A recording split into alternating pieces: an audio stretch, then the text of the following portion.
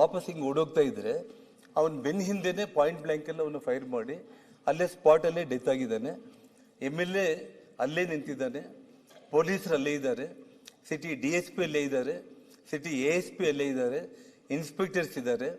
ಎಲ್ಲರ ಸಮಕ್ಷಮದಲ್ಲಿ ನನ್ನ ಆಫೀಸ್ ಮುಂದೆನೆ 10 ಅಡಿ ದೂರದಲ್ಲೇ ಒಬ್ಬ ಕಾರ್ಯಕರ್ತ ಡೆತ್ ಆಗ್ಬಿಟ್ಟ.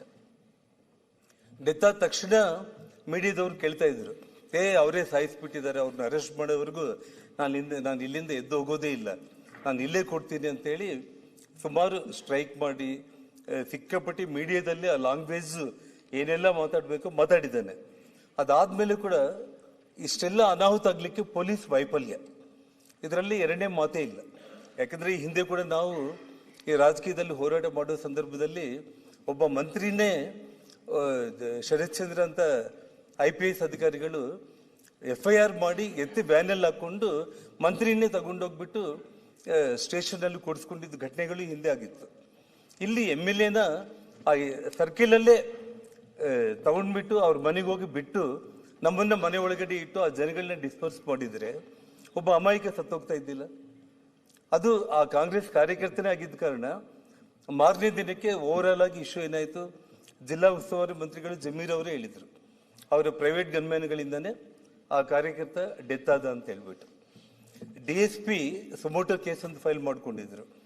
1000 ಮಂದಿ ಜನಗಳ ಜೊತೆ MLA ಜನಾರ್ದನ್ ರೆಡ್ಡಿ ಅವ್ರ ಮನೆ ಮೇಲೆ ದಾಳಿ ಮಾಡಿದ್ದಾರೆ ಅಂತೇಳಿ ಸುಮೋಟೋ ಕೇಸು ರಿಜಿಸ್ಟರ್ ಆಗಿದೆ. ನಾನು ಹೇಳ್ತಾ ಇರೋದೇನಂದ್ರೆ, ಈ ವಿಷಯದಲ್ಲಿ DK ಶಿವಕುಮಾರ್ ಅವರು ಮುಖ್ಯಮಂತ್ರಿಗಳು ತುಂಬಾ ಗಂಭೀರವಾಗಿ ಇದನ್ನ ಟಿವಿಗಳೆಲ್ಲ ಬಂತು, ಅವ್ರನ್ನ ಬೈದಿದ್ದಾರೆ, ರೆಡ್ಡಿ ಅವ್ರ ಮನೆ ಹತ್ರ ಹೋಗಿ ಬ್ಯಾನರ್ ಕಟ್ಟೋ ಅವಶ್ಯಕತೆ ಏನಿತ್ತು ಅಂತ ಹೇಳಿ. ಅದೆಷ್ಟುವರೆಗೆ ಏನನ್ನೋದಕ್ಕಿಂತನೂ ಅವರು ಬಹಳ ಗಂಭೀರವಾಗಿ ಎಲ್ಲಿ ಕೂಡ ಏನು ಹೇಳಿಕೆಗಳು ಕೊಟ್ಟಿಲ್ಲ. ತಕ್ಷಣ SP ನ ಸಸ್ಪೆಂಡ್ ಮಾಡಿದ್ರು, ಟ್ರಾನ್ಸ್ಫರ್ ಮಾಡಿದ್ರು, IG ನ ಮಾಡಿದ್ರು, ಆಕ್ಷನ್ ತಗೊಳ್ಳೋದು ಶುರು ಆಯಿತು. ಆದರೆ ಈ ರಾಜ್ಯದ ಉಪಮುಖ್ಯಮಂತ್ರಿ ಅಲ್ಲಿಗೆ ಬಂದ್ಬಿಟ್ಟು, ಬಳ್ಳಾರಿಗೆ ಬಂದ್ಬಿಟ್ಟು ಅವ್ರ ಬಾಯಿಗೆ ಬಂದಂಗೆ ವಿ ಸ್ಟ್ಯಾಂಡ್ ವಿತ್ ಅವ್ರ MLA. ಓಕೆ, ನಿಮ್ಮ ಪಕ್ಷದ MLA ನೀವು ನಿಂತ್ಕೋಬೇಕು. ಯಾವುದಕ್ಕೆ ನಿಂತ್ಕೋಬೇಕು? ಎಂಥ ಘಟನೆಗಳಿಗೆ ನೀವು ನಿಂತ್ಕೋಬೇಕು? ಇವತ್ತು ನಾವು ಬಳ್ಳಾರಿಯಲ್ಲಿ 30 ವರ್ಷ ನಾನು ರಾಜಕೀಯ ಮಾಡಿದ್ದೀನಿ. ಎಂಥವ್ರ ವಿರುದ್ಧ ನಾವು ಹೋರಾಟ ಮಾಡಿದ್ದೀವಿ. ಯಾವತ್ತೂ ಕೂಡ ಪೊಲಿಟಿಕಲ್ ಫೈಟಿಂಗ್ಸ್ ಅನ್ನ ರ್ಯಾಲಿಗಳ ಮೂಲಕ, ಸ್ಟ್ರೈಕ್ಗಳ ಮೂಲಕ ಮಾಡ್ಕೊಂಡಿದ್ದೆ ವಿನಃ ಒಬ್ಬರ ಮನೆಗೆ ಇನ್ನೊಬ್ಬರು ಹೋಗಿ ದಾಳಿ ಮಾಡಿದ ಘಟನೆಗಳು ಬಳ್ಳಾರಿ ಇತಿಹಾಸದಲ್ಲಿ ಕೂಡ ಯಾವತ್ತೂ ಕೂಡ ಹಿಸ್ಟ್ರಿನಲ್ಲಿ ನಡೆದಿಲ್ಲ. ಇವತ್ತು ಒಬ್ಬ ಉಪಮುಖ್ಯಮಂತ್ರಿ ಬಂದ್ಬಿಟ್ಟು we stand with our MLA ಅಂತಂದ್ರು. ಓಕೆ, ಅದಕ್ಕೂ ನಾವೇನು ಯೋಚನೆ ಮಾಡಿ. ಸಭಾಧ್ಯಕ್ಷರೇ, ಆಮೇಲೆ 2 ನಿಮಿಷ ನಾವು ಮಾತಾಡ್ಬೇಕು. ರಂಗನಾಥ್ ಅವರೇ, ನಾನು ಮಾತಾಡಿದ ಮೇಲೆ ನೀವು 1 ಅವರ್ ಮಾತಾಡಿ. ಅಲ್ಲ, 1 ಅವರ್ ನೀವು 1 ಅವರ್ ಮಾತಾಡಿ. ಅಲ್ಲಲ್ಲ, ನೀವು 1 ಅವರ್ ಮಾತಾಡಿ. ಇನ್ವೆಸ್ಟಿಗೇಟ್ ಮಾಡ್ಲಿ ಅಂತಾನೆ ಹೇಳಿದ್ದಾರೆ ಅಲ್ಲಿ ಹೋಗಿ. ನಾನು ಹೇಳೋದನ್ನ ಪೂರ್ತಿ ಕೇಳಿ ರಂಗನಾಥ್. ಅಲ್ಲ, ಎಲ್ಲ ವಿಡಿಯೋಗಳಿದೆ. ಅಲ್ಲ, ಮೀಡಿಯಾ ಮುಂದೆನೆ ಮಾತಾಡಿದ್ದಾರೆ. ದಯಮಾಡಿ ನೋಡಿ, ನಾನು ನಿಧಾನವಾಗಿ ಎಲ್ಲ ವಿಷಯಗಳನ್ನ ಹೇಳ್ತಾ ಇದ್ದೀನಿ. ನಾನೇನಾದ್ರೂ ತಪ್ಪು ಮಾತಾಡಿದ್ರೆ ದಯಮಾಡಿ ಎಲ್ಲ ಎವಿಡೆಂಟ್, ಪ್ರತಿಯೊಂದು ರೆಕಾರ್ಡೆಡ್, ಪ್ರತಿಯೊಂದು ವಿಡಿಯೋಗಳಿದೆ. ಈ ರಾಜ್ಯದ ಒಬ್ಬ ಉಪಮುಖ್ಯಮಂತ್ರಿ ಸಂವಿಧಾನದ ಬಗ್ಗೆ ನೀವು ಮಾತಾಡುವಂತ ಒಬ್ಬ ವ್ಯಕ್ತಿ ಅಲ್ಲಿ ಬಂದು ನೀನೇನ್ ಮಾತಾಡ್ತಾ ಇದೀಯ? ನಾನು ರಾಜ್ಯದ ಮುಖ್ಯಮಂತ್ರಿಗಳಿಗೆ ಆ ಗಲಾಟೆ ಆದ ತಕ್ಷಣ ಮುಖ್ಯಮಂತ್ರಿಗಳೇ 1 ಅವರಲ್ಲೇ ನಾನು ನಿಮಗೊಂದು ಲೆಟರ್ ಬರೆದೆ, ಕೇಂದ್ರ ಗೃಹ ಮಂತ್ರಿಗಳಿಗೂ ಲೆಟರ್ ಬರೆದೆ, ಗವರ್ನರ್ಗೂ ಲೆಟರ್ ಬರೆದೆ, ಸೆಕ್ಯೂರಿಟಿ ಪ್ರೊವೈಡ್ ಮಾಡಿ, ಇನ್ನ ಹೆಚ್ಚಿನ ಸೆಕ್ಯೂರಿಟಿ ಅಂತ ಹೇಳಿ. ನಾನೇನು ಮಾಡಿಲ್ಲ. ಮಾಧ್ಯಮದವರು ರಾಜ್ಯದ ಮುಖ್ಯಮಂತ್ರಿಗಳನ್ನ ಸೆಕ್ಯೂರಿಟಿ ಕೇಳಿದ್ದಾರೆ. ಇದಕ್ಕೆ ನೀವೇನ್ ಹೇಳ್ತೀರಿ ಅಂದ್ರೆ, ಹೋಗಿ ಇರಾನ್ನಿಂದ ತರಿಸ್ಕೊ ಅಂತ ಹೇಳ್ರಿ, ಅಮೆರಿಕದಿಂದ ತರಿಸ್ಕೊ ಅಂತ ಹೇಳ್ರಿ, ಇಲ್ಲ 100 ಮಂದಿ ಭಾರತೀಯ ಜನತಾ ಪಕ್ಷದ ಕಾರ್ಯಕರ್ತನ ಮಡ್ಕೋ ಅಂತ ಹೇಳ್ರಿ ಅಂತೇಳಿ ಅವ್ರು ಮಾತಾಡ್ತಾ ಇರಂತಂದ್ರೆ, ಈ ರಾಜ್ಯದ ಉಪಮುಖ್ಯಮಂತ್ರಿಗಳಾಗಿ ನಿಮ್ಮ ಆ ಹುದ್ದೆಗೆ ನೀವು ಯಾವುದೇ ಕಾರಣಕ್ಕೂ ಕೂಡ ಗೌರವನೂ ನೀವು ಕೊಟ್ಟಿಲ್ಲ. ಆ ಹುದ್ದೆಯಲ್ಲಿ ಕುತ್ಕೊಳ್ಳೋದಕ್ಕೆ ನೀವು ಯೋಗ್ಯರೋ ಅಲ್ಲೋ ಅನ್ನೋದನ್ನ ನಿಮ್ಮ ಪಕ್ಷ ತೀರ್ಮಾನ ಮಾಡಲಿ, ಅದು ನಮ್ಗೆ ಸಂಬಂಧ ಇಲ್ಲ. ಆದ್ರೆ ಇಡೀ ರಾಜ್ಯದ ಜನರು ಅದನ್ನ ನೋಡಿದ್ದಾರೆ. ಅಧ್ಯಕ್ಷರೇ, ಇದನ್ನ ಮುಂದೆ ಬರೆದು ಇದು ಬೆಂಗಳೂರಲ್ಲಿ ಮಾತಾಡಿದ್ರು. ನೆಕ್ಸ್ಟ್ ಡೇ ಬಳ್ಳಾರಿಗೆ ಬಂದು ಆ ಕಾರ್ಯಕರ್ತರ ಮನೆಗೆ ಹೋದ್ರು, 25 ಲಕ್ಷ ಕ್ಯಾಶ್ ಕೊಟ್ಟರು ಅವರಿಗೆ, ಸಂತೋಷ. ಅಲ್ಲಿಂದ ಬಂದು ಇಮಿಡಿಯೇಟ್ ಆಗಿ ಒಂದು ಪ್ರೆಸ್ ಕಾನ್ಫರೆನ್ಸ್ ಮಾಡಿದ್ರು. ಆ ಪ್ರೆಸ್ ಕಾನ್ಫರೆನ್ಸ್ ಅಲ್ಲಿ ಏನ್ರಿ, ಜನಾರ್ದನ್ ರೆಡ್ಡಿ ಅವರಿಗೆ ಗುಂಡು ಇಲ್ಲಿ ಬಿದ್ದಿದ್ದೇನಾ, ಇಲ್ಲೇನು ಹೊಟ್ಟೆ ಒಳಗಡೆ ಹೋಗಿದ್ದೇನಾ ಅಂತಂದ್ರು. ಪತ್ರಕರ್ತರ ಉಪಮುಖ್ಯಮಂತ್ರಿಗಳು ಮುಖದ ಮೇಲೇನೆ ಕೇಳಿದ್ರು, ಇಲ್ಲಿ ಬಿದ್ದಿದ್ರೆ ಜನಾರ್ದನ್ ರೆಡ್ಡಿ ಎಲ್ಲಿ ಬದುಕ್ತಾ ಇದ್ದೆ, ಹೆಂಗ್ ಮಾತಾಡ್ಲಿಕ್ಕೆ ಆಗುತ್ತೆ ಅಂದ ತಕ್ಷಣ ಅಲ್ಲಿಂದ ಪ್ರೆಸ್ ಕಾನ್ಫರೆನ್ಸ್ ಹೆಚ್ಚು ಕಡಿಮೆ ಆಗ್ಬಿಟ್ಟು ಅಲ್ಲಿಂದ ವಾಪಸ್ ಬಂದ್ರು. ಅಂದ್ರೆ ವಿಷಯ ಏನಾಗ್ತಾ ಇದೆ ಅಂತಂದ್ರೆ, ನಾನು ಹೇಳ್ತಾ ಇರುವಂತದ್ದು, ಇಷ್ಟು ಘಟನೆ ಆದ್ಮೇಲೆ ಇಷ್ಟು ಘಟನೆ ಆದ್ಮೇಲೆ ಈ ಘಟನೆಗೆ ಕಾರಣ ಆಗಿರುವಂತ ಒಬ್ಬ ಶಾಸಕ ಆಗಿರ್ಬೋದು, ಒಬ್ಬ DSP ಆಗಿರ್ಬೋದು, ಒಬ್ಬ ASP ಆಗಿರ್ಬೋದು. ನೋಡಿ, 27ನೇ ತಾರೀಕು ನಿನ್ನೆ ಇಲ್ಲ ಮೊನ್ನೆ ಒಬ್ಬ IPS ಆಫೀಸರ್ನ ಸಿಟಿ DSP ಆಗಿ ಯಾರು ಯಶ್ ಕುಮಾರ್ ಶರ್ಮಾ ಅಂತ ಹೇಳಿ ಅವ್ರನ್ನ ಪೋಸ್ಟ್ ಮಾಡಿದ್ದಾರೆ. ನನಗೆ ಚೀಫ್ ಮಿನಿಸ್ಟರ್ ಮೇಲೆ ಒಂದು ಎಷ್ಟು ಖುಷಿ ಆಯ್ತು ಅಂತಂದ್ರೆ, ಹೋರಾಟ ನೀವು CBIಗೆ ಕೊಡ್ತೀರಾ ಇಲ್ಲ, ಸಿಟ್ಟಿಂಗ್ ಹೈಕೋರ್ಟ್ ಜಡ್ಜ್ ಮೂಲಕ ಎಂಕ್ವೈರಿ ಮಾಡ್ತೀರಾ ಇಲ್ಲ ಅನ್ನೋದು, ಅದು ನೀವು ಏನ್ ಮಾಡ್ತೀರಾ ಅನ್ನೋದು ನೋಡೋಣ. ಇದು ಆಗ್ಲಿಲ್ಲ ಅಂದ್ರೆ ಕೂಡ ನಾನೇನು ಕಾನೂನು ಹೋರಾಟ ಇದೆ, ಕೋರ್ಟ್ಗಳಿದಾವೆ, ಅಪ್ ಟು ಸುಪ್ರೀಂ ಕೋರ್ಟ್ ವರೆಗೂ ಕೂಡ ಹೋರಾಟ ಮಾಡ್ತೀನಿ. ಸಾಕಷ್ಟು ಎವಿಡೆನ್ಸ್ಗಳಿದೆ, ಇದನ್ನ ನಾನೇನು ಇಲ್ಲಿಗೆ ಬಿಡೋ ಪರಿಸ್ಥಿತಿ ಇರಲ್ಲ. ಆದ್ರೂ ಕೂಡ ತಾತ್ಕಾಲಿಕವಾಗಿ ಅಟ್ಲೀಸ್ಟ್ ಬಳ್ಳಾರಿಗೆ ಈ ಹಿಂದೆ ಕೂಡ ಸನ್ಮಾನ್ಯ SM ಕೃಷ್ಣ ಅವರು ಇರ್ಬೋದು, ಬೇರೆ ಯಾವುದೇ ಮುಖ್ಯಮಂತ್ರಿಗಳು ಇರ್ಬೋದು, ಬಳ್ಳಾರಿ ಜಿಲ್ಲೆ ಅಂತಂದ್ರೇನೆ, ಬಳ್ಳಾರಿ ನಗರ ಅಂದ್ರೇನೆ ತುಂಬಾ ಹಾಟ್ ಆಗಿರುತ್ತೆ. ಒಂದು ಆಂಧ್ರದ ವಾತಾವರಣ ಅನ್ನುವಂಥ ಪದಗಳು ಪದೇ ಪದೇ ಮಾಧ್ಯಮಗಳಲ್ಲಿ ಬರ್ತಾ ಇರುತ್ತೆ. ಅಲ್ಲಿ ಸ್ವಲ್ಪ ಒಳ್ಳೆ ಅಧಿಕಾರಿಗಳನ್ನ ಪೋಸ್ಟ್ ಮಾಡಬೇಕು ಅನ್ನೋದು ಇರುತ್ತೆ. ನಾನು ಮುಖ್ಯಮಂತ್ರಿಗಳು ಒಬ್ಬ ಸಿಟಿ DSPನ ಒಬ್ಬ IPS ಅಧಿಕಾರಿನೇ ಅವರು ಪೋಸ್ಟ್ ಮಾಡಿದ್ರು, ಇನ್ನೇನು ಸಿಟಿಯಲ್ಲಿ ಎಲ್ಲ ಕಂಟ್ರೋಲ್ ಆಗ್ಬಿಡುತ್ತೆ. ಒಬ್ಬ ASP ಪೋಸ್ಟ್ ಇದೆ, ಒಬ್ಬ ASP ಪೋಸ್ಟ್ ಅಲ್ಲಿ ಒಂದು IPS ಹಾಕ್ಲಿ, SP ಬಂದಿದ್ದಾರೆ, ಸಿಟಿ DSPನೂ ಕೂಡ ಆಗ್ಬಿಟ್ರೆ ಇಡೀ ಸಿಟಿ ಇವತ್ತು ಏನಾಗ್ತಾ ಇದೆ, ಇಡೀ ರಾಜ್ಯದಲ್ಲಿ ನಡೀತಾ ಇರುವಂತದ್ದು. ಇವತ್ತು ಬಳ್ಳಾರಿಯಲ್ಲಿ ಏನೆಲ್ಲ ಪ್ರತಿ ವಾರ್ಡ್ಗಳಲ್ಲಿ ಕೂಡ ಯಂಗ್ಸ್ಟರ್ಸ್ ಎಲ್ಲರೂ ಕೂಡ ಗ್ಯಾಂಗ್ಸ್ಟರ್ಸ್ ಆಗ್ಬಿಟ್ಟಿದ್ದಾರೆ ಅಧ್ಯಕ್ಷರೇ. ಈ ವಾತಾವರಣ ಅಟ್ಲೀಸ್ಟ್ ಹೋಗ್ಲೆ, ಅದು MLA ತಯಾರು ಮಾಡ್ತಾ ಇದ್ದಾನ, ಇನ್ನೊಬ್ಬರು ಮಾಡ್ತಾ ಇದ್ದಾರೆ ಅನ್ನೋದು ನಾನು ಹೇಳಕ್ ಹೋಗಲ್ಲ. ನಾನು ಒಟ್ಟಿಗೆ ವಾತಾವರಣ ತುಂಬಾ ಗಂಭೀರವಾಗಿ ನಗರದಲ್ಲಿ 5,000 ಹುಡುಗರು ಯಾರು ಬಂದಿದ್ದಾರಲ್ಲ, ಎಲ್ಲರೂ ಕೂಡ ಕಂಪ್ಲೀಟ್ ಆಟೋಗಳಲ್ಲಿ ಆ ಪೆಟ್ರೋಲ್ಗಳು. ಇನ್ನ ನಾನು ಕೆಲವೊಂದು ವಿಡಿಯೋಗಳು ಬಿಡುಗಡೆ ಮಾಡಿಲ್ಲ ಅಧ್ಯಕ್ಷರೇ, ಒಂದೊಂದು ಸ್ಟೆಪ್ ಮುಂದಕ್ಕೆ ಹೋಗೋಣ ಅಂತ ಹೇಳ್ಬಿಟ್ಟು ಬ್ರಾಂದಿ ಶಾಪ್ಗಳು ಮುಂದೆ ನಿಂತ್ಕೊಂಡು 300 ಮಂದಿ 400 ಮಂದಿ ಹುಡುಗರು ಲಿಕ್ಕರ್ ಹಂಗೆ ಕುಡಿದು ಅದರಲ್ಲಿ ಪೆಟ್ರೋಲ್ ಕ್ಯಾನ್ಗಳಲ್ಲಿ ತುಂಬಿಸ್ಕೊಂಡ್ಬಿಟ್ಟು ಆಟೋಗಳಲ್ಲಿ ಹಾಕೊಂಡು ಬಂದ್ರೆ ಪೊಲೀಸರು ಆಟೋಗಳೆಲ್ಲದನ್ನು ಕೂಡ ಸೀಸ್ ಮಾಡುವಂಥದ್ದು, ನೂಕುವಂಥದ್ದು, ಪೊಲೀಸರನ್ನ ತಪ್ಪಿಸಿ ಬಾಟಲ್ ತಗೊಂಡು ಬಂದು ನಮ್ಮ ಮನೆ ಮೇಲೆ ಆಗ್ತಾ ಇರುವಂಥದ್ದು ಇವೆಲ್ಲ ನೋಡ್ತಾ ಇದ್ದೀವಿ. ನಾನೇನಂತಂದ್ರೆ ಇಲ್ಲಿ ಇದಕ್ಕೆಲ್ಲದಕ್ಕೂ ಕಾರಣ ಇಲ್ಲೀಗಲ್ ಆಗಿ ಈಜಿ ಮನಿ ಏನು ಅರ್ನ್ ಮಾಡ್ತಾ ಇದ್ದಾರೆ, ಗಾಂಜಾಗಳು, ಡ್ರಗ್ಸ್, ಮಟ್ಕ, ಕ್ಲಬ್ಗಳು, ಈ ಮೂಲಕ ಏನು ಅವ್ರಿಗೆ ಹಣ ಸಿಗ್ತಾ ಇದೆ. ಆ ಕಾರಣಕ್ಕೆ ಅದು ಮುಂದೆವರಿಬೇಕು ಅಂತಂದ್ರೆ ಜನಾರ್ದನ್ ರೆಡ್ಡಿ ಅವ್ರ ಕುಟುಂಬನ ಇಲ್ಲಿ ನಾವು ಅಂತ್ಯ ಮಾಡಬೇಕು ಅನ್ನೋಂಥ ಒಂದು ಕಾರಣ ಇಲ್ಲಿ ಎದ್ದು ಕಾಣಿರುವಂಥ ಒಂದು ವಿಷಯ. ದಯಮಾಡಿ ಮುಖ್ಯಮಂತ್ರಿಗಳನ್ನ ನಿಮ್ಮ ಕೈ ಜೋಡಿಸಿ ನಮಸ್ಕಾರ ಮಾಡಿ ನಾನು ಕೇಳ್ಕೊಳ್ತಾ ಇದ್ದೀನಿ. ರಾಜಕೀಯವಾಗಿ ನಾನೇನು ಮಾಡಿದ್ದೀನಿ, ನೀವು ನಮ್ಮ ಮೇಲೆ ಏನು ಹೋರಾಟ ಮಾಡಿದ್ದೀರಿ, ಅದ್ರ ಬಗ್ಗೆ ನನಗೇನು ನೋವಿಲ್ಲ. ಇದು ಹಣೆ ಬರಹ. ನಾವು ಜೈಲಿಗೆ ಹೋಗ್ಬೇಕಾಗಿತ್ತು, ಗಣಿ ಇನ್ನೊಂದು ನೀವು, ಇದೆಲ್ಲ ಕೂಡ ನಮ್ಮ ಪ್ರಾಪ್ತ ಏನಿರುತ್ತೆ ಅದಾಗುತ್ತೆ. ಆದರೆ ನಾನು ನಿಮ್ಮಲ್ಲಿ ರಿಕ್ವೆಸ್ಟ್ ಮಾಡ್ತಾ ಇರುವಂಥದ್ದು, ನಿಜವಾಗ್ಲೂ ಕೂಡ ಈ ರಾಜ್ಯದ ಉಪಮುಖ್ಯಮಂತ್ರಿಯಾಗಿ ಅವ್ರು ಏನು ನಡ್ಕೊಂಡಿದ್ದಾರೆ, ಅವರ ಮುಖ್ಯಮಂತ್ರಿ ಸ್ಥಾನಕ್ಕೆ ಹೋಗೋದಕ್ಕೆ ಆ ಭಗವಂತ ಅವಕಾಶ ಮಾಡಿ ಕೊಡಬಾರ್ದು ಅನ್ನೋದು ಒಂದು. ನೀವು ದಯಮಾಡಿ ಈ ರಾಜ್ಯದ ಮುಖ್ಯಮಂತ್ರಿಗಳಾಗಿ ಇನ್ನ 2.5 ವರ್ಷ ಇರಬೇಕು, ಕಾನೂನನ್ನ ಕಾಪಾಡಿ, ವಿಶೇಷವಾಗಿ ಬಳ್ಳಾರಿಯಲ್ಲಿ ಈ ಕ್ರಿಮಿನಲ್ ಆಕ್ಟಿವಿಟೀಸ್ ಏನು ನಡೀತಾ ಇದೆ ಇದೆಲ್ಲದಕ್ಕೂ ಕಡಿವಾಣ ಹಾಕೋದಕ್ಕೆ ಒಳ್ಳೆ ಅಧಿಕಾರಿಗಳನ್ನ ತಾವು ನೇಮಕ ಮಾಡಿ ಆರಾಮಾಗಿ ಇಡೀ ಕರ್ನಾಟಕ ರಾಜ್ಯ ಇರುತ್ತೆ. ಇಲ್ಲ ಅಂತಂದ್ರೆ ಬಳ್ಳಾರಿಯಿಂದಾನೆ ಇನ್ನ ಮುಂದೆ ಏನೇನು ಘಟನೆಗಳಾಗುತ್ತೆ. ಯಾಕಂದ್ರೆ ಈ ಕ್ರಿಮಿನಲ್ ಐಡಿಯಾ ಇರುವಂತ ಒಬ್ಬ ನಾಯಕರುಗಳು ಯಾರೇ ಆಗಿದ್ರು, ರೆಡ್ಡಿ ಅವರೇ ಅಧ್ಯಕ್ಷ ಕ್ಲೋಸ್ ಮಾಡ್ತಾ ಇದ್ದೀನಿ, ಯಾರೇ ಒಬ್ಬ ಶಾಸಕ ಆಗಿರ್ಬೋದು, ಯಾರೇ ಇರ್ಬೋದು, ಈ ತರದ್ದು ಒಂದು ಮೆಂಟಾಲಿಟಿ, ಈ ತರದ್ದು ಒಂದು ಆಕ್ಟಿವಿಟೀಸ್, ಒಂದು ಕ್ರಿಮಿನಲ್ಸ್ ನ ತಯಾರು ಮಾಡ್ಕೊಂಡ್ಬಿಟ್ಟು ಸಾವಿರಾರು ಮಂದಿನ ಹಾಕೊಂಡ್ಬಿಟ್ಟು ಯಾರ ಮನೆ ಮೇಲೆ ಆದ್ರೂ ಕೂಡ ನಾನು ಹೋಗಿ ದಾಳಿ ಮಾಡಬಹುದು ಅಂತಂದ್ರೆ ನಾನೇನಷ್ಟು ಸಣ್ಣವನ್ ನಾನೇನಲ್ಲ. ಇವತ್ತು ಬಳ್ಳಾರಿಯಲ್ಲಿ ಇವತ್ತು ನನಗೇನು ಲಕ್ಷಾಂತರ ಜನರಿದ್ದಾರೆ. ಒಂದು ಕಾಲದಲ್ಲಿ 10ರಲ್ಲಿ 9 ಸೀಟ್ ಗೆದ್ದಿರುವಂತವ್ರು ಇವತ್ತು 1 ಸೀಟ್ ಗೆದ್ದು 9 ಸೀಟ್ ಸೋತಿರ್ಬೋದು, ನಾಳೆ 10ಕ್ಕೆ 10 ಗೆಲ್ಬಹುದು. ರಾಜಕೀಯ ಇದು, ಅದೇನೇ ಬದಲಾವಣೆಗಳಾಗಿರ್ಬೋದು.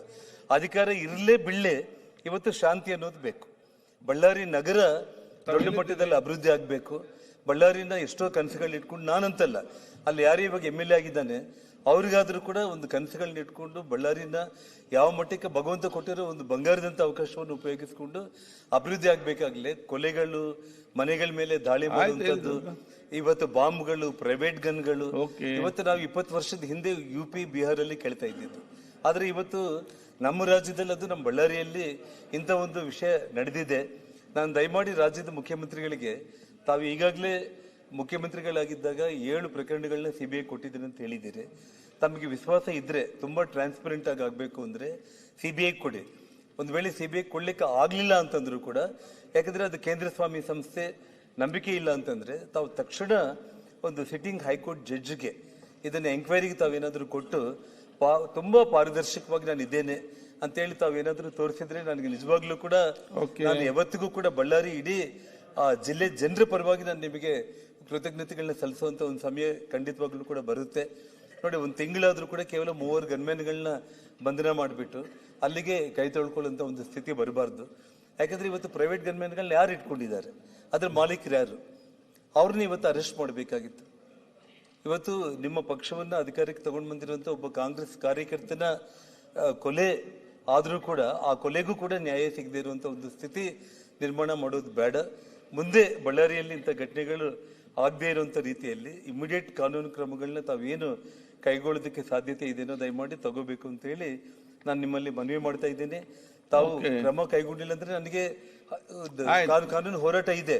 ಆದ್ರೆ ತಾವು ಈ ರಾಜ್ಯದ ಮುಖ್ಯಮಂತ್ರಿಯಾಗಿ ನಾನು ನಿಷ್ಪಕ್ಷಪಾತವಾಗಿ ನೀವು ಎಲ್ಲ ಡಿಪಾರ್ಟ್ಮೆಂಟ್ ನ ಕರೆಸ್ಕೊಳ್ಳಿ ಮುಖ್ಯಮಂತ್ರಿಗಳೇ, ಎಲ್ಲ ಕೇಳಿ ತಾವು ಪಾಯಿಂಟ್ ಟು ಪಾಯಿಂಟ್ ನೋಡಿ ನಿಮ್ಮ ಮನಸ್ಸಾಕ್ಷಿಗೆ ಯಾರು ತಪ್ಪು ಮಾಡಿದ್ದಾರೆ ಅಂತಂದ್ರೆ ಅವ್ರನ್ನ ಕ್ರಮ ನಾನು ಕೈಗೊಳ್ಳಲೇಬೇಕು ಅನ್ನೋಂಥ ಒಂದು ಯೋಚನೆ ತಾವು ಮಾಡಿದ್ರೆ ಅಷ್ಟೇ ಸಾಕು.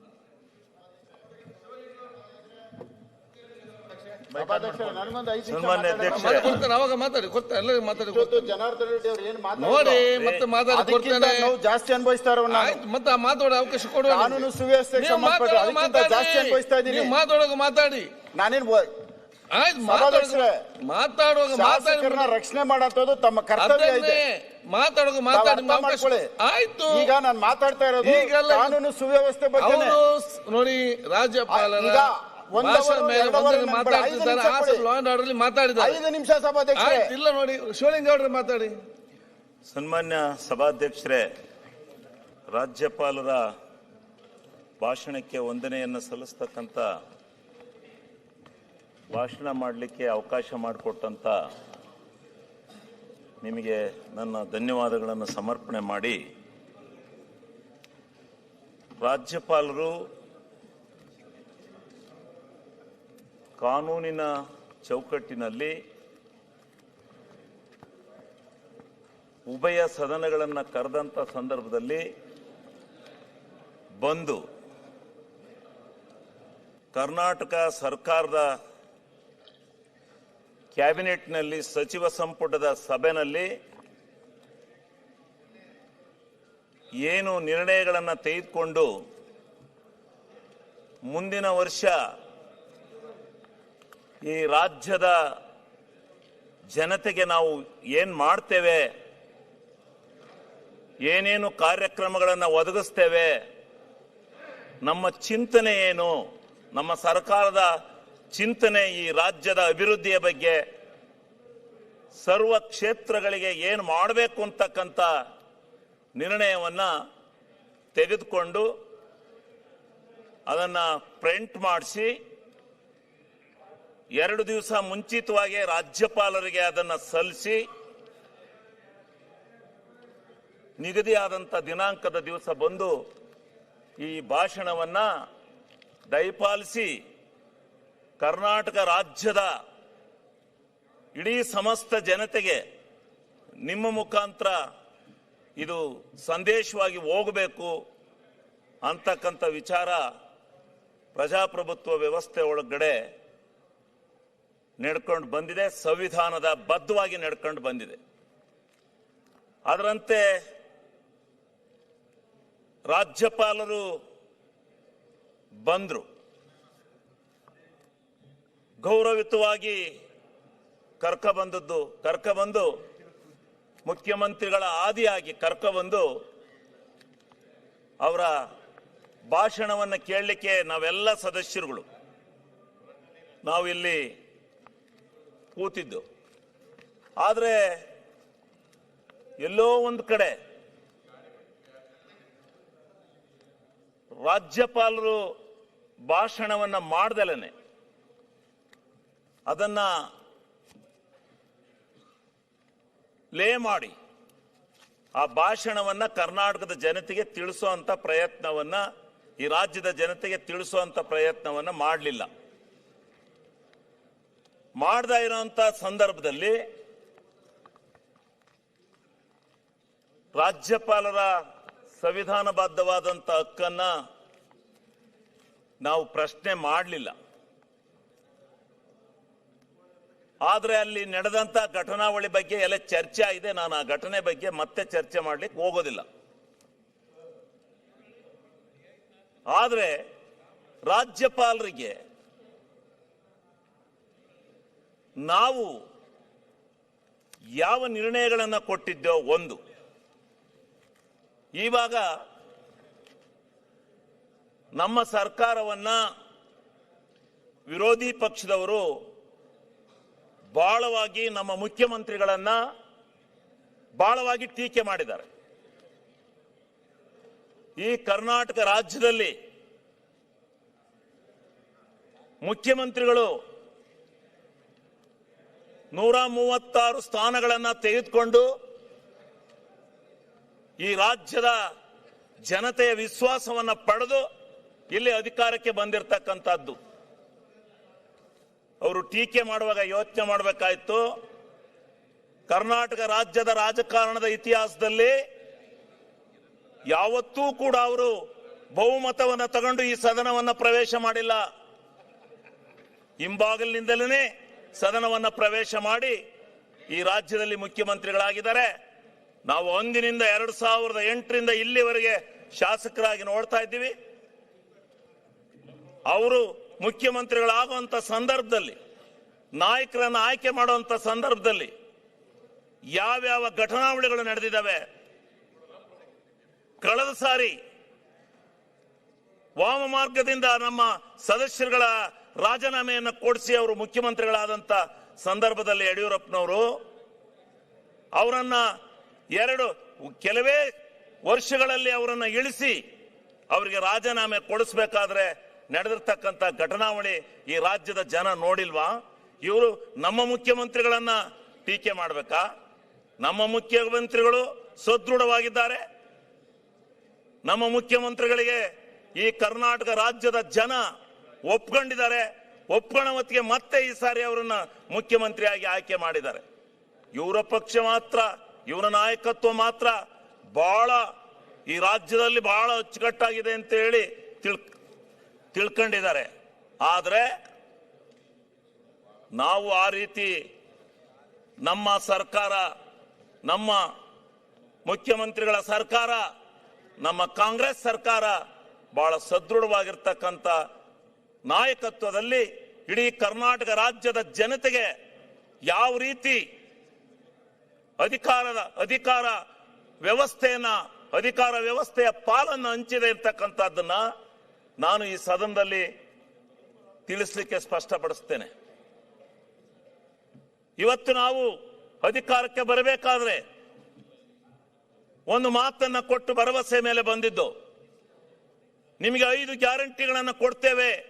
5 ಗ್ಯಾರಂಟಿಗಳ ರೂಪದಲ್ಲಿ ಈ ನಾಡಿನ ಈ ರಾಜ್ಯದ ಜನತೆಯ, ಬಡ ಜನತೆಯ ಎಲ್ಲರ ಸಂಕಷ್ಟಗಳನ್ನು ನಿವಾರಣೆ ಮಾಡತಕ್ಕಂಥ ದೃಷ್ಟಿಯಿಂದ ಪ್ರಾಮಾಣಿಕವಾಗಿರ್ತಕ್ಕಂಥ ಪ್ರಯತ್ನವನ್ನು ಮಾಡಿ ಈ ರಾಷ್ಟ್ರದ ಜನತೆಗೆ ನಾವು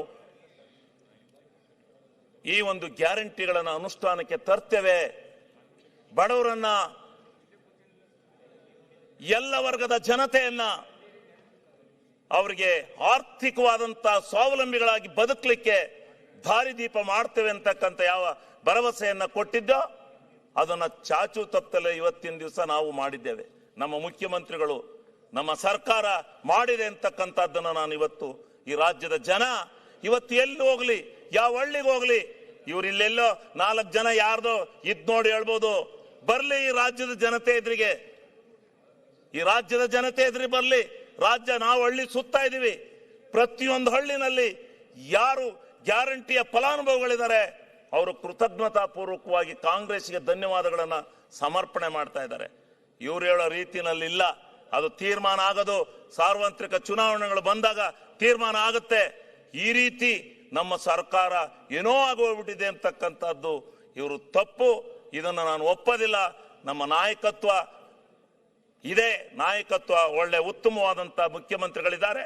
ಅವರು ಈ ರಾಜ್ಯದ ಜನತೆಯನ್ನ ಒಳ್ಳೆ ಸದೃಢವಾಗಿ ಆಳ್ತಾ ಇದ್ದಾರೆ. ಕೆಲವೊಂದು ವಿಚಾರಗಳು ನಡೀತವೆ. ಯಾವ ಸರ್ಕಾರದಲ್ಲಿ ಗೋಲಿಬಾರ್ ಆಗಿಲ್ಲ, ಯಾವ ಸರ್ಕಾರದಲ್ಲಿ ಏನೂ ಆಗಿಲ್ಲ, ಯಾವ ಘಟನೆ ಯಾರ್ಯಾರನ್ನು ಟೀಕೆ ಮಾಡಿಲ್ಲ. ಪ್ರತಿಯೊಂದು ಘಟನೆಯಲ್ಲೂ ಇರುತ್ತೆ, ಪ್ರತಿಯೊಂದು ಸರ್ಕಾರದಲ್ಲೂ ಇರುತ್ತೆ. ಅದನ್ನೆಲ್ಲ ಈಗ ಅಂಕಿ ಸಂಖ್ಯೆ ಮಾತಾಡ್ತಾ ಕೂತ್ಕೊಂಡ್ರೆ 3 ಗಂಟೆ ಬೇಕು ಒಬ್ಬೊಬ್ರಿಗೆ. ಯಾವ ಸರ್ಕಾರದಲ್ಲೂ ಘಟನಾವಳಿಗಳು ನಡೆದಂಗಿಲ್ಲ. ಏನು ಸರ್ಕಾರ ಇವ್ರು ಹೇಳ್ತಾರೆ ಅಬಕಾರಿನಲ್ಲಿ CL7ಗಳನ್ನ ದಾಳಿ ಮಾಡಿದ್ದಾರೆ, ಕೊಟ್ಟಿದ್ದಾರೆ ಅಂತ. ಇವರು ಆ ಕಳೆದ ಸಾರಿ ಸರ್ಕಾರದಲ್ಲಿ ಎಷ್ಟು ಕೊಟ್ಟಿದ್ದಾರೆ ಅನ್ನೋದನ್ನು ಹೇಳಿ, ತಗೋಬರ್ಲಿ ಅಂಕಿ ಸಂಖ್ಯೆನ. ಇವ್ರ ಕಾಲದಲ್ಲಿ ಏನು ಯಾವುದೇ ರೀತಿಯಾದ ಅಬಕಾರಿ ವ್ಯವಹಾರ ಮಾಡೇ ಇಲ್ಲ, ಅಬಕಾರಿ ಲೈಸೆನ್ಸ್ಗಳು ಕೊಟ್ಟೇ ಇಲ್ಲ. ನಾವೆಲ್ಲ ಪ್ರಾಮಾಣಿಕರು ಅನ್ನೋ ರೀತಿಯಲ್ಲಿ ಬಿಂಬಿಸೋದು ಬೇಡ. ಇವರು ಎಷ್ಟು ಅಬಕಾರಿ ಲೈಸೆನ್ಸ್ ಕೊಟ್ಟಿದ್ದಾರೆ, ಏನೇನ್ ಮಾಡಿದ್ದಾರೆ ಎಲ್ಲವೂ ಈ ರಾಜ್ಯದ ಜನಕ್ಕೆ ಗೊತ್ತಿದೆ. ಈ ರಾಜ್ಯದ ಜನ ತಿಳ್ಕೊಂಡಿದ್ದಾರೆ. ಈ ರಾಜ್ಯದ ಜನಕ್ಕೆ ಪ್ರತಿಯೊಂದು ಅಂಕಿ ಅಂಶಗಳು ಇವತ್ತು ಗೊತ್ತಿದೆ. ಅದನ್ನ ಜನತೆ ತೀರ್ಮಾನ ಮಾಡ್ತಾರೆ. ಯಾರ್ಯಾರ ಬಾರಲ್ಲಿ ನಮ್ಮ ಯಾವ್ಯಾವ ಊರಲ್ಲಿ ಅಂತ ಹೇಳ್ಬೇಕಾ, ಎಷ್ಟೆಷ್ಟು ಒಂದೊಂದು ರೋಡಲ್ಲಿ ಇದ್ದು ಅಂತ ಹೇಳ್ಬೇಕಾ, ಎಷ್ಟೆಷ್ಟು ಒಂದೊಂದು ಊರಿಗೆ ಕೊಟ್ಟರೆ ಅಂತ ಹೇಳ್ಬೇಕಾ. ತೆಗಿಲೆ ಅಂಕಿ ಸಂಖ್ಯೆನ, ಬರೀ ಒಂದಲ್ಲ. ಹೌದು, ಇವತ್ತು ಆ ಒಂದು ವ್ಯವಸ್ಥೆ ಬಂದಿರೋದ್ರಿಂದ ನಡೀತಾ ಇದೆ. ಅದನ್ನ ಕೇವಲ ಕಾಂಗ್ರೆಸ್ ಸರ್ಕಾರ ಬಂದಲೇ ಜಾಸ್ತಿ ಮಾಡ್ತಾರೆ ಅಂತಕ್ಕಂಥದ್ದ ಭ್ರಮೆನ, ಆ ಒಂದು ಏನು ಆಪಾದನೆ ಇದೆ ಅದನ್ನ ಅವರು ವಾಪಸ್ ತಗೋಬೇಕು ಅಂತಕ್ಕಂಥ ಮಾತನ್ನ ನಾನು ಈ ಸಂದರ್ಭದಲ್ಲಿ ಹೇಳಲಿಕ್ಕೆ ಬಯಸ್ತೇನೆ. ಆಮೇಲೆ ನಮ್ಮ ಬಹುಮುಖ್ಯವಾಗಿರ್ತಕ್ಕಂಥದ್ದು ರಾಷ್ಟ್ರಪತಿ ರಾಜ್ಯಪಾಲರ ಹತ್ರ ಹೇಳಿಸ್ಬೇಕಾಗಿದ್ದಂಥದ್ದು, ರಾಜ್ಯಪಾಲರ ಹತ್ರ ನಾವು ಹೇಳಿಸ್ಬೇಕಾಗಿದ್ದು ಅನ್ನೋ ವಿಚಾರ ಬಹುಮುಖ್ಯವಾಗಿರ್ತಕ್ಕಂಥದ್ದು. ಏನು ಕೇಂದ್ರ ಮತ್ತು ರಾಜ್ಯಗಳ ಒಕ್ಕೂಟ ವ್ಯವಸ್ಥೆನಲ್ಲಿ ನಾವೇನು ಕಾನೂನನ್ನ, ಸಂವಿಧಾನವನ್ನು ರಚನೆ ಮಾಡ್ಕೊಂಡಿದೀವಿ, ಆ ಸಂವಿಧಾನದಲ್ಲಿ ಕೇಂದ್ರಕ್ಕೆ, ರಾಜ್ಯಕ್ಕೆ ತನ್ನದೇ ಆದಂತ ಅಧಿಕಾರ ವ್ಯವಸ್ಥೆ ಇದೆ, ಕೇಂದ್ರಕ್ಕೂ ಇದೆ. ಆದರೆ ಕೇಂದ್ರ ಈ ಹಣಕಾಸಿನ ವ್ಯವಸ್ಥೆ ಒಳಗಡೆ ಒಂದು ಕಾನೂನನ್ನ ಜಾರಿಗೆ ತಂದ್ರು. ನಾನು ಬಹಳವಾಗಿ ಅದನ್ನು ಅಭಿನಂದಿಸಿದ್ದೇನೆ. ಏನು ಹಣಕಾಸು ಆಯೋಗವನ್ನು ರಚನೆ ಮಾಡಿದ್ರು.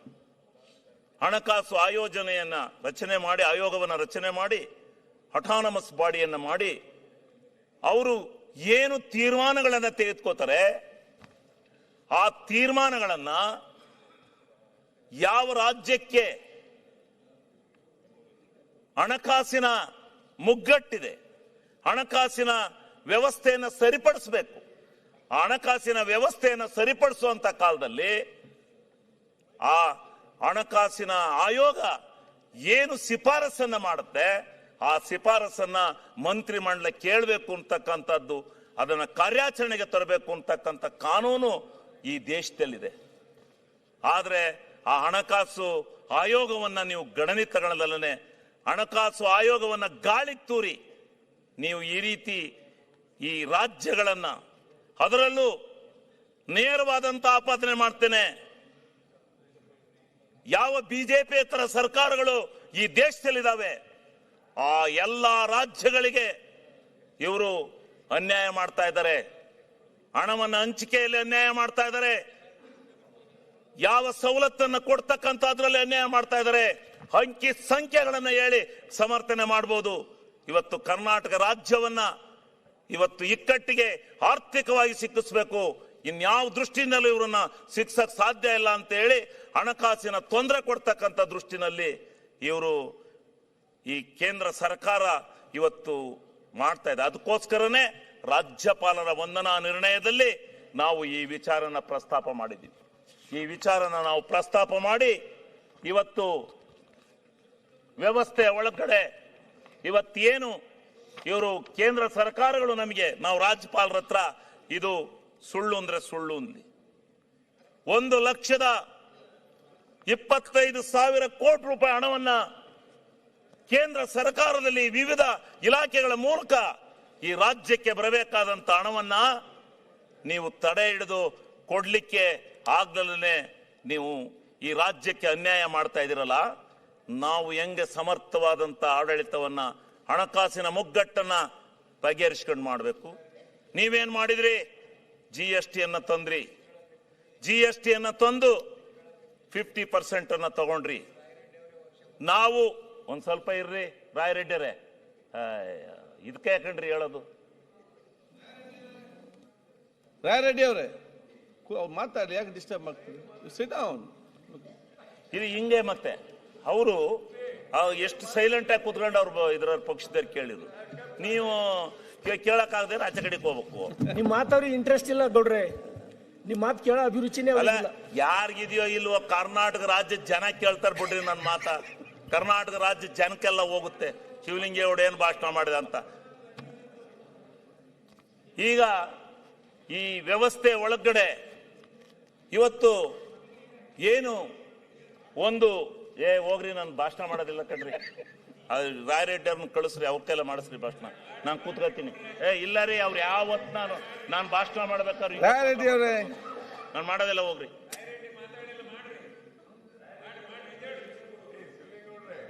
ಇದೆಲ್ಲ ಇದು ನೀವು ಯಾವಾಗ ನಾನು ಭಾಷಣಕ್ಕತ್ತಲ್ರಿ, ನೀವು ಯಾಕ್ರಿ ಅಲ್ಲಿ ಹೋಗ್ತೀರಿ? ನಿಮ್ ಸೀಟಲ್ಲಿ ಕೂತ್ಕೊಳ್ರಿ. ಡಿಸ್ಟರ್ಬ್ ಮಾಡ್ಬೇಡ ರಾಯರೆಡ್ಡಿ ಅವರೇ, ಯಾರು ಮಾತಾಡಬೇಡಿ. ಆಯ್ತು, ನಾನು ಕೂತ್ಕೊ. ದೃಷ್ಟಿ ರಾಯರೆಡ್ಡಿ ಅವ್ರ ಮ್ಯಾಗ ಯಾಕೆ ಬಿದ್ದೈತೆ ಅಂತ ಯಾರ್ದು? ಅವ್ರು ಈಗ ಬಂದದಷ್ಟೇ, ಅದಕ್ಕೆ. ಶಿವಲಿಂಗೇಗೌಡ ಹೇಳೋದು ಸರಿ, ಬಟ್ ನಾನ್ ಮಾತಾಡ್ತಾ ಇಲ್ಲ, ಅಂಬರಗೌಡರು ಮಾತಾಡ್ತಾ ಇದ್ದಾರೆ. ಅದರ ಯಾರ ಜೊತೆಯಲ್ಲಿ ಮಾತಾಡ್ತಿದ್ದಾರೆ? ನೀವು ಬರುವ ಮುಂಚೆ ಕರೆಕ್ಟ್ ಇತ್ತು, ಬಂದ ನಂತರ ಪ್ರಾಬ್ಲಮ್ ಸ್ಟಾರ್ಟ್ ಆಯ್ತು ಇಲ್ಲಿ. ಶಿವಲಿಂಗೇಗೌಡ ಮಾತಾಡಿ ತಾವು. ಅವರು ಇವತ್ತು ಈ ವ್ಯವಸ್ಥೆಯನ್ನ ಕೇಂದ್ರ ಸರ್ಕಾರ GST ಅವ್ರು ತಗೊಂಡೋದ್ರು. 50-50 ಶೇರ್ ಮಾಡ್ಕೊಂಡು ಒಪ್ಪಂದ ಆಯ್ತು, ಶೇರ್ ಮಾಡ್ಕೊಂಡಿದೀವಿ. ಅದಾದ್ಮೇಲೆ ನಮ್ಮ ರಾಜ್ಯಕ್ಕೆ, ನಮ್ಮ ರಾಜ್ಯದಿಂದ ಕೇಂದ್ರ ಸರ್ಕಾರಕ್ಕೆ ಹೋಗ್ತಕ್ಕಂಥ ಹಣದಲ್ಲಿ ನಮಗೆ ಕೊಡ್ತಕ್ಕಂಥ ಪಾಲು ಕೇವಲ 13%. ನಮ್ಮ ರಾಜ್ಯದಿಂದ ಎಷ್ಟು ಹಣ ಹೋಗುತ್ತೆ ಅದರಲ್ಲಿ ಕೇವಲ 13% ನೀವು ಕೊಟ್ಟು ಉಳಿದಿರ್ತಕ್ಕಂಥ ಹಣವನ್ನ ನೀವು ನಮ್ಮ ರಾಜ್ಯಕ್ಕೆ ಅನ್ಯಾಯ ಮಾಡ್ತಾ ಇದ್ದೀರಲ್ಲ, ಇದು ಸರಿಯಾ? ಅದಾದ್ಮೇಲೆ ನೀವು ಹೆಂಗೆ ಒಂದು ರಾಜ್ಯ ಸರ್ಕಾರವನ್ನು ಇಕ್ಕಟ್ಟಿಸಿರಿಸ್ತೀರಿ ಅಂದ್ರೆ, ನಾವು ಈಗಾಗಲೇ ಬಜೆಟ್ ಮಂಡನೆ ಆಗಿದೆ. 4,09,000 ಕೋಟಿ ನಾವು ಬಜೆಟ್ ಮಂಡನೆ ಮಾಡಿದ್ದೀವಿ. ಇವತ್ತು ನೀವು ಈ ಸಂದರ್ಭದಲ್ಲಿ ಆ GST ದರವನ್ನು ಇಳಿಸಿ ನಮಗೆ ನಷ್ಟ ಉಂಟು ಮಾಡ್ತೀವಿ. ಯಾವುದೋ ಬಿಹಾರ್ನಲ್ಲಿ ಒಂದು ಚುನಾವಣೆ ಗೆಲ್ಲೋ ಉದ್ದೇಶದಿಂದ ನೀವು ಆ GST ದರವನ್ನು ಇಳಿಸಿ ನಮ್ಮ ರಾಜ್ಯಕ್ಕೆ ನಾವು 1,23,000 ಕೋಟಿ GST ಇಂದ ಬರುತ್ತೆ ಅಂತ ಹೇಳಿ ನಾವು ಬಜೆಟ್ ಅನ್ನು ಮಂಡನೆ ಮಾಡಿದ್ದೀವಿ. ನೀವು ಹೋಗಿ ಮಧ್ಯದಲ್ಲಿ ಆ GST ಹಣವನ್ನು ಕಡಿತಗೊಳಿಸ್ತೀರಿ. ಕಡಿತಗೊಳಿಸಿದಾಗ ನಮ್ಗಾಗುವಂತ ನಷ್ಟನ ಹೆಂಗೆ ಈ ರಾಜ್ಯದಲ್ಲಿ ಬರ್ಸೋದು? ಈ ರಾಜ್ಯದ ಸಂಪನ್ಮೂಲದಲ್ಲಿ ಹೆಂಗ್ ಬರ್ಸೋದು? ಇದನ್ನ ಯೋಚನೆ ಮಾಡ್ಬೇಕಲ್ಲ. ಇದು ಕೇಂದ್ರ ಸರ್ಕಾರ ಏನು ರಾಜ್ಯ ಸರ್ಕಾರಗಳ ಈ ವ್ಯವಸ್ಥೆಗೆ ವಿರೋಧಿ ಸರ್ಕಾರ ಇರ್ತಕ್ಕಂಥ ಸರ್ಕಾರಗಳಿಗೆ ಅನ್ಯಾಯ ಮಾಡ್ತಾ ಇದೆ ಅಂತಕ್ಕಂಥ ವಿಚಾರವನ್ನ ನಾನು ಈ ಸಂದರ್ಭದಲ್ಲಿ ಅದಕ್ಕೋಸ್ಕರ ಈ ವಿಚಾರವನ್ನ ನಾನು ಪ್ರಸ್ತಾಪ ಮಾಡ್ತಾ ಇದ್ದೇನೆ. ಇವತ್ತು ಹೌದು, ಈ ಒಕ್ಕೂಟ ವ್ಯವಸ್ಥೆನಲ್ಲಿ ನೀವು ಕೇಂದ್ರ ಸರ್ಕಾರ ಮತ್ತು ರಾಜ್ಯ ಸರ್ಕಾರಗಳು ಯೋಜನೆಗಳನ್ನ ರೂಪಿಸ್ಕೊತೀವಿ. ರಾಜ್ಯ ಮತ್ತು ಕೇಂದ್ರ ಸರ್ಕಾರಗಳು 50-50 ಶೇರಿಂಗ್ ಇದೆ, 60-40 ಶೇರಿಂಗ್ ಇದೆ. ಈ ರೀತಿ ಯೋಜನೆಗಳನ್ನ ನಾವು ರೂಪಿಸ್ಕೊತೀವಿ. ರೂಪಿಸ್ಕೊಂಡ್ಮೇಲೆ ಅದಕ್ಕೆ ತಕ್ಕನಾಗಿ ನೀವು ನಮಗೆ ಸಂಪನ್ಮೂಲವನ್ನು ಕೊಡಬೇಕಲ್ಲ. ನೀವು ಸಂಪನ್ಮೂಲನೆ ಕೊಡದಲನೆ ನಮ್ಮ ಹಣವನ್ನೆಲ್ಲ ನೀವು ತಡೆದಿಟ್ಕೊಂಡು ಇವತ್ತು JJM ಒಂದ್ರಲ್ಲೇ ನೀವೇ ತಂದದ್ದು. ಯಾರಿಗೆ ಉಪಯೋಗ ಮಾಡಕ್ ತಂದ್ರು JJM ತಂದ್ರಿ, ನಮ್ಮನ್ನು ಪಾಲ್ದಾರರು ಮಾಡ್ಕೊಂಡ್ರಿ. ಕರ್ನಾಟಕ ಸರ್ಕಾರನೇ ಮಾಡ್ಕೊಂಡು ಇವತ್ತು 33,000 ಕೋಟಿ ರೂಪಾಯಿ ಕರ್ನಾಟಕ ಸರ್ಕಾರ ಖರ್ಚು ಮಾಡಿದ್ರೆ ನೀವು ಕೇವಲ 11,000 ಕೋಟಿ ಕೊಟ್ಟಿದ್ರಿ, ಇನ್ನೂ ದುಡ್ಡನ್ನೇ ಕೊಟ್ಟಿಲ್ಲ. ಮತ್ತೆ ಹೆಂಗೆ ಕರ್ನಾಟಕ ಸರ್ಕಾರ ನಡೆಸೋದು? ಹೆಚ್ಚಿನ ವಿಡಿಯೋಗಳಿಗೆ ಪ್ರತಿಧ್ವನಿ ಯೂಟ್ಯೂಬ್ ಚಾನೆಲ್ ಸಬ್ಸ್ಕ್ರೈಬ್ ಮಾಡಿ, ಬೆಲ್ ಐಕಾನ್ ಕ್ಲಿಕ್ ಮಾಡಿ.